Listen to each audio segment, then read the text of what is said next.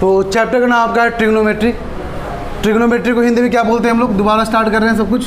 त्रिकोणमिति बोलते हैं। क्या बोलते हैं? त्रिकोणमिति। ये एक आपका संस्कृत वर्ड है त्रिकोणमिति, जिसका मतलब होता है ट्राइंगल मेजरमेंट। तीन एंगल को मेजरमेंट करने का तरीका को हम बोलते हैं ट्रिग्नोमेट्री बोलते हैं। लाइक एक आपका मैथमेटिकल टूल है, यहाँ पे यूज़ करेंगे हम लोग, जो बेसिकली 6 मैथमेटिकल टूल है जो किसी भी 3 एंगल मेजरमेंट जहाँ कर पाते हो वहाँ के साइड को एंगल का मेजरमेंट करने में हेल्प करता है ये चीज़, ट्रिग्नोमेट्री खासकर। तो त्रिकोण मतलब क्या होता है? 3 मतलब 3 मतलब क्या होता है? 3। कोण मतलब क्या होता है? एंगल। और मिति मतलब होता है मेजरमेंट। क्या होता है मिति मतलब? जब हम लोग 3 एंगल के मेजरमेंट के बारे में पढ़ते हैं उसको बोलते हैं ट्रिग्नोमेट्री या फिर त्रिकोणमिति बोलते हैं। क्लियर है यहाँ पे? आए बात समझ में? अच्छा नाउ अब यहाँ पे जो समझने वाली बात यहाँ पे क्या कि अगर 3 एंगल की बात कर रहा है तो 3 एंगल कहाँ कहाँ देखने को मिलता है हम लोग को? छोटे लोग ट्रायंगल्स में और ट्रायंगल्स में और कहीं नहीं दिखता है ना। 3 एंगल और 3 साइड देखने कहाँ मिलेगा? सिर्फ और सिर्फ ओनली इन ट्रायंगल्स। इसका मतलब जो पढ़ाई करने जा रहे हैं ट्रायंगल्स की पढ़ाई करने जा रहे हैं, बिकॉज ट्रायंगल के अंदर एंगल का मेजरमेंट या उसके लेंथ का मेजरमेंट करने जा रहे हैं। तो इसका एंगल का मेजरमेंट कितना होना चाहिए? बिकॉज एंगल ही मेजरमेंट करने जा रहे हैं ना, तो ट्रायंगल का एंगल का मेजरमेंट कितना होना चाहिए, इसको बोलते हैं हम ट्रिग्नोमेट्री। बट स्पेसिफिक ट्रायंगल को यूज़ करते, कोई आपका आइसोसेलेस ट्रायंगल नहीं होगा या आपका राइट इक्विलेटरल ट्रायंगल यहाँ पे नहीं होगा, बस एक ही ट्रायंगल यूज़ करते। कौन सा ट्रायंगल? Right angle triangle. कौन सा ट्रायंगल? अब राइट एंगल ट्रायंगल यूज़ करने का बहुत बेनिफिट है यहाँ पे। क्यों? क्योंकि एक एंगल फिक्स हो गया हमारे लिए। कितना एंगल आपका रहेगा? वो 90। कितना एंगल रहेगा आपका? 90। तो एक एंगल फिक्स हो गया, सेकेंड और थर्ड एंगल को नहीं पता। अगर मान लो सेकेंड एंगल थीटा, कितना मान लेते हैं? थीटा इज द एंगल है। सेकेंड एंगल को थीटा मान लिया तो ये एंगल कितना हो जाएगा आपका?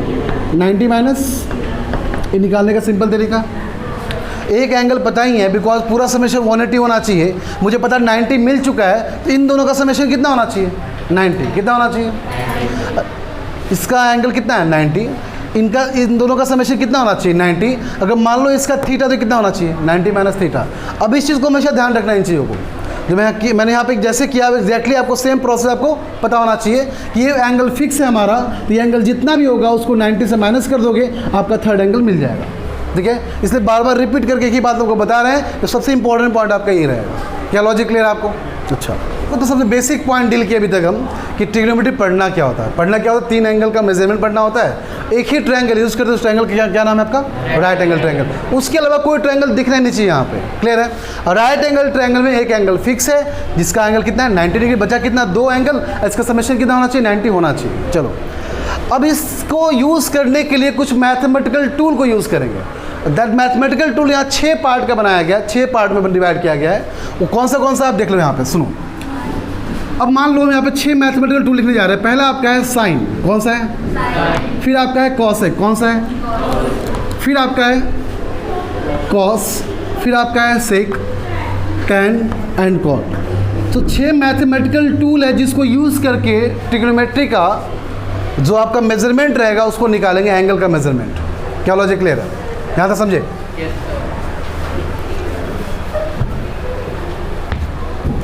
हाँ, तो कितना पार्ट आपका यहाँ डिवाइड किया गया है? 6 पार्ट। अच्छा, तो सबका आपको लाइक एब्रिविएशन पता होना चाहिए। एग्जाम में कभी कभी डायरेक्टली आपका एब्रिविएशन पे क्वेश्चन आते हैं। लाइक साइन को क्या बोलते हैं? साइन को बोलते हैं SIN। क्या बोलते हैं साइन को हम लोग?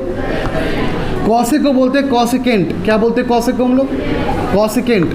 कॉस को बोलते हैं कोसाइन। क्या बोलते हैं कॉस को हम लोग? कोसाइन बोलते हैं कॉस को। सेक को बोलते हैं सेकेंड। क्या बोलते हैं सेक को हम लोग? सेक को क्या बोलते हैं? टैन को बोलते हैं टैंजेंट। टैन को क्या बोलते हैं? टैंजेंट का मतलब किसी कर्व पे एक लाइन ड्रॉ करना, उसको बोलते हैं टैंजेंट। और कॉट को बोलते हैं को टैंजेंट। उसके साथ वाला जो होगा आपका दैट इज कॉल्ड को टैंजेंट। ये बात बताओ क्या? तो कभी कभी क्वेश्चन आपका आ चुका है इनफैक्ट एब्रिविएशन के ऊपर। दोबारा बोलो छोटे लोग। साइन को क्या बोलते हैं? साइन। कॉसेक को? कॉसेक को? कॉस को? सेक को? टैन को? कॉट को? यहाँ तक लॉजिक क्लियर है? ये 6 पार्ट क्या दिखाएगा? 6 पार्ट एंगल का मेजरमेंट करने में हेल्प करेगा। जैसे आपको प्रोटेक्टर कंपास क्या करता है? किसी भी लाइक एंगल का मेजरमेंट करने में हेल्प करता है ना। 60 डिग्री का एंगल है कि 50 डिग्री का है कि 39.5 डिग्री का है। ये एंगल मेजरमेंट करने के लिए क्या करते हैं हम लोग? प्रोटेक्टर कंपास को यूज़ करते हैं। ठीक है ना। In the same way protractor compass use ना करके हम यहाँ पे 6 पार्ट को यूज करेंगे। दीज आर मैथमेटिकल टूल जो आपका किसी भी ट्रायंगुलर शेप को, like right angle triangular shape के बीच के एंगल को मेजरमेंट करने में क्या करेगा, हेल्प करेगा। क्या लॉजिक क्लियर है? ये बात समझे आप लोग? फटाफट कॉपी करो इसको और स्टार्ट करते हैं नेक्स्ट। ये कितना एंगल 90 कितना है? अच्छा, सबसे पहला चीज़ आपको डिफाइन करना पड़ेगा यहाँ पे कि राइट एंगल ट्रायंगल में पाइथागोरस थ्योरम का भी यूज़ क्यों ना, लाइक हाइपोटेनस का square equal to perpendicular square plus base का स्क्वायर। तो आपको एक बात तो पता होगा कि 90 डिग्री के ऑपोजिट साइड को क्या बोलते हैं हम लोग? हाइपोटेनस। क्या बोलते हैं हम लोग? हाइपोटेनस। तो इसको बोलते हैं हाइपोटेनस। इसमें कोई दिक्कत यहाँ पे किसी को नहीं होना चाहिए, बिकॉज सबको पता है 90 के सामने हाइपोटेनस होगा, कुछ और नहीं होगा। करेक्ट। अब बचा किसको मानेंगे परपेंडिकुलर, किसको मानेंगे बेस। तो पहला चीज़, अगर मान लो थीटा आपका यहाँ पे, थीटा कहाँ पे? ये थीटा है, ठीक है। तो थीटा के सामने वाला साइड को बोलते हैं परपेंडिकुलर। क्या बोलते हैं? परपेंडिकुलर मतलब ये हुआ कि जिस पे लाइन, जो लाइन ड्रॉ है ना, वो आपस के बीच का एंगल 90 होना चाहिए। देखो, अगर ये आपका परपेंडिकुलर किसके रिस्पेक्ट में, इस लाइन के रिस्पेक्ट में है कि नहीं है, या फिर ये आपका परपेंडिकुलर किसके रिस्पेक्ट में, इस लाइन के रिस्पेक्ट में है कि नहीं है। क्या लॉजिक क्लियर है? परपेंडिकुलर मतलब 90 डिग्री, दो एंगल के बीच का कितना होना चाहिए? 90 होना। दो साइड के बीच का एंगल कितना होना चाहिए? 90 होना चाहिए। उसको बोलते हैं परपेंडिकुलर।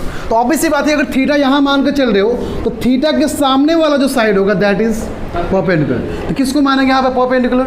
इस लाइन को मानेंगे परपेंडिकुलर। इसको क्या लिख दें हम लोग? क्या कोई दिक्कत है यहाँ पे? मुझे पता है 3 ही टर्म तो होते हैं, परपेंडिकुलर, हाइपोटेन्यूज एंड बेस। तो 2 टर्म तो क्लियर हो ही चुका है आपका, है ना।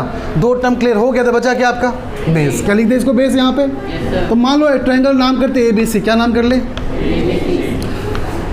कोई दिक्कत?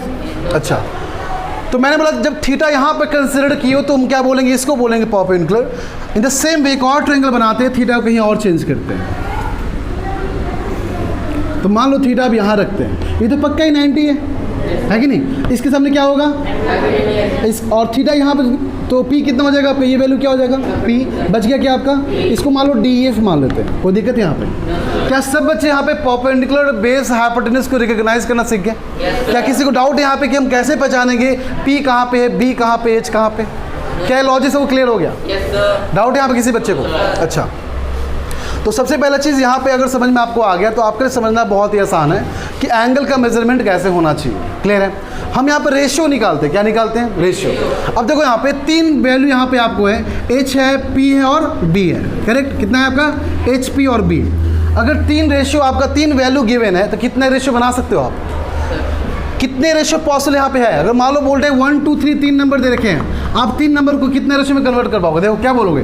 1/2 या 2/1, फिर से 3/2 या 2/3, या फिर 1/3 और 3/, है कि नहीं है? तो 3 नंबर से कितने रेशियो पॉसिबल है? कितने रेशियो पॉसिबल है यहाँ पे? 6 रेशियो। कितना है यहाँ पे? जब 3 नंबर रहेगा तो 6 रेशियो पॉसिबल। यहाँ पे कितना है? PBH कितना है? तो कितने रेशियो यहाँ पॉसिबल है? 6।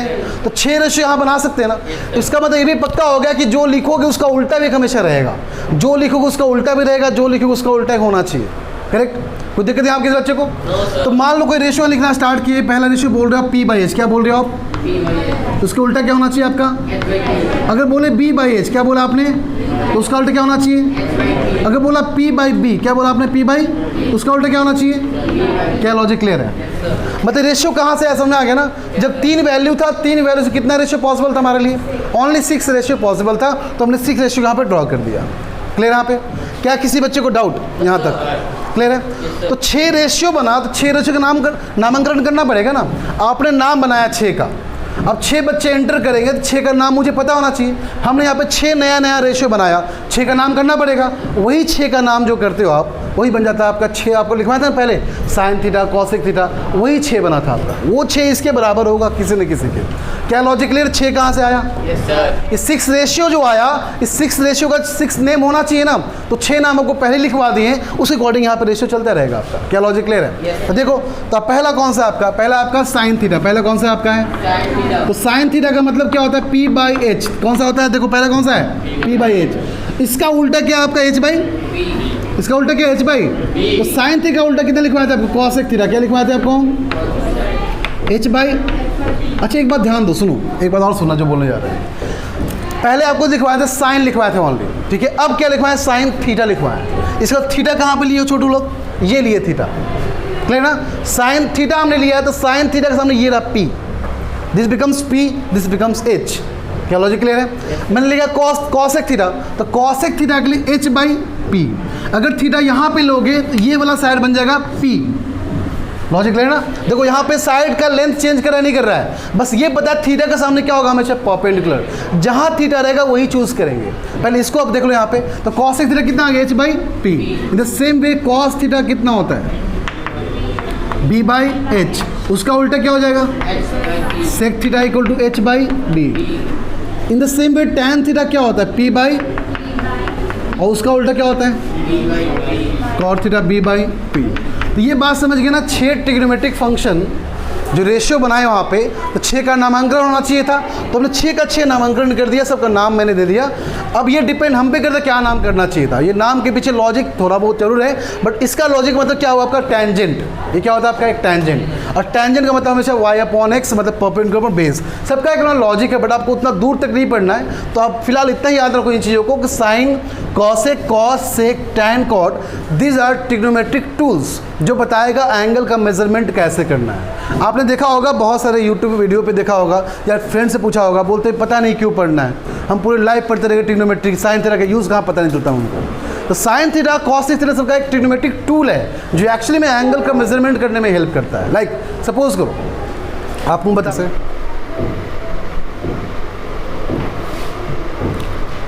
क्या ये राइट एंगल ट्रायंगल दिख रहा है आपको? Yes sir. दिखा क्या यहाँ पे 90 एंगल है? Yes sir. है क्या? ये 90 हो गया, ये आपका थीटा हो गया, तो इसलिए तो क्या बोलेंगे हम लोग, पी बोलेंगे। ठीक है, इस 90 के सामने इसको क्या बोलेंगे, हाइपोटेनस, और ये क्या बन जाएगा आपका बेस। अब थोड़ा ध्यान सुना जो बोलने जा रहे हैं। अगर मान लो इसको चेंज करते जाओ, देखो आगे बढ़ाओ आगे बढ़ाओ, क्या घट रहा है छोटू, क्या घट रहा है? हाइपोटेनस का लेंथ कभी चेंज करेगा क्या? क्या एच का लेंथ कभी चेंज करेगा? अगर एच मान लो आपका ये 1 मीटर का है, एच कितना आपका, तो अभी भी 1 मीटर है, अभी भी कितना है, अभी भी कितना है, एच का लेंथ कभी भी चेंज करेगा, H will be always constant, उसका लेंथ कभी चेंज नहीं कर। तो चेंज क्या करे, चेक करो। अब ध्यान सुना छोटू जो बोलने जा रहे, ध्यान सुनना।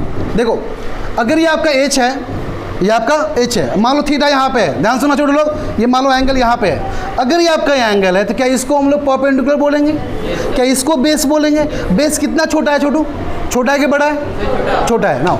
अब एक काम करो, थोड़ा सा आगे बढ़ाओ। देखो आगे बढ़ाने का मतलब एंगल घटाना। अभी देखो, अब ऐसे रखो, सुनो ध्यान से, ऐसे रखो, ठीक है, ऐसे रखो।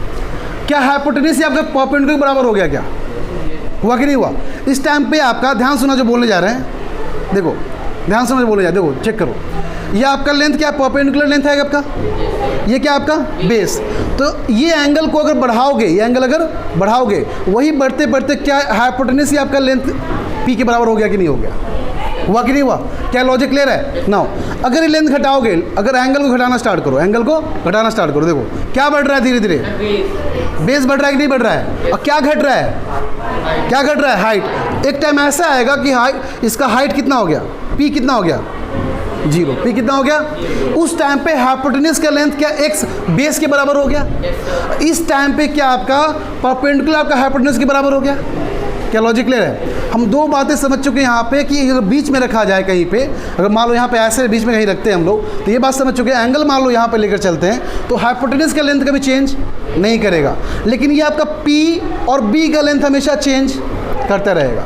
क्या लॉजिक क्लियर है? तो P और B का रेशियो हमेशा चेंज करेगा आपका। ठीक है, देखो कैसे। अब मान लो एंगल को और घटाओ, नीचे करो, अगर ये पार्ट नीचे जाएगा, छोटू क्या एंगल घट रहा है? देखो क्या दिख रहा है आपको, एंगल घटते हुए बढ़ते हुए, क्या एंगल घट रहा है? क्या अब क्या हो रहा है, अब क्या हो रहा है, अब क्या हो रहा है, अब अरे घट गया ना, धोखा खाया कि नहीं खाया, खाया ना, देख लो फिर से। सो ये आपका हाइपोटेनस है, ठीक है। अगर एंगल मान लो पहले बीच में कहीं रखते, मान लो ये देखो, तो ये फिलहाल आपका हम पूरा का पूरा पी लेके चल रहे हैं ऐसे, ठीक है। सुना, ये पूरा लेंथ इसको मान लेते हैं हम लोग, कितना मान के चले, कितना 1 मीटर। ये भी मान लो, सपोज करो ये मान लो 2 मीटर, ठीक है। ये आपका 2 मीटर हाइपोटेनस हो गया। अब पी आपका 1 मीटर है। नाउ अगर एंगल बढ़ाते हैं, अगर एंगल को बढ़ाते हैं या घटाते हैं, चलो घटाना स्टार्ट करते हैं। अगर घटाओगे एंगल को तो पी का लेंथ क्या हो रहा है धीरे धीरे, और एक्स का लेंथ क्या हो रहा है, बढ़ रहा है। क्या लॉजिक क्लियर है? बट ये लेंथ का भी चेंज आपका नहीं करेगा। यही 3 का रेशियो निकालते रहते हैं, यही गेम खेलते रहना हम लोगों को, इसका रेशियो निकालते जाओ। तो तुम बताओ क्या चेंज कर रहा है हमेशा? एंगल चेंज किया कि नहीं किया? और यहाँ वाला एंगल देखो, अब चेक करो तुम छोटे लोग, एक बार यहाँ पे चेक करो, ये एंगल कैसे दिख रहा है? छोटा दिख रहा है। अब देखो कैसा दिख रहा है, धीरे धीरे है क्या? देखो एंगल किसे दिखा, मतलब यहाँ भी एंगल चेंज कर रहा है और यहाँ भी एंगल, बट ये वाला एंगल चेंज, ये एंगल चेंज नहीं किया तभी तो हाइपोटेन्यूज भी चेंज। क्या लॉजिक है ना? ये साइड चेंज क्यों नहीं किया? बिकॉज ये 90 हमेशा रहेगा, बट ये दोनों एंगल हमेशा क्यों कर रहा है? चेंज कर रहा है। तो उसके करस्पॉन्डिंग सीपी याद है ना? अगर आपका थीटा चेंज तो साइड ऑपोजिट साइड भी चेंज करना चाहिए। क्या लॉजिक क्लियर है? इसलिए आपका ट्रिग्नोमेट्री जो पढ़ना होता है बेसिकली, वो बेसिकली ये बताएगा कि एंगल के साथ जो चेंज करेगा तो ट्रिग्नोमेट्रिक रेशियो कौन सा यूज़ करे जो बताएगा कितना चेंज कर गया। मान लो मैंने बोला पहले P/H का रेशियो 2 था या 0.5 था, अब आपका 0.8 हो गया। कितना हो गया? 0.8 हो गया। तो आखिरकार क्या चेंज किया? परपेंडिकुलर चेंज किया कि हाइपोटेन्यूज चेंज किया कि बेस चेंज किया? ये तो पक्का हाइपोटेन्यूज का भी चेंज, इसका कौन चेंज किया होगा? या तो परपेंडिकुलर या तो बेस चेंज किया होगा। क्या लॉजिक क्लियर है? तो ये पूरा का पूरा समरी मैंने समझा दिया कि ट्रिग्नोमेट्री का बेसिक यूज़ कहाँ पे, बेसिक कॉन्सेप्ट क्या है इसका, कि हम 6 ही क्यों पढ़ते, 8 क्यों नहीं पढ़ते हैं?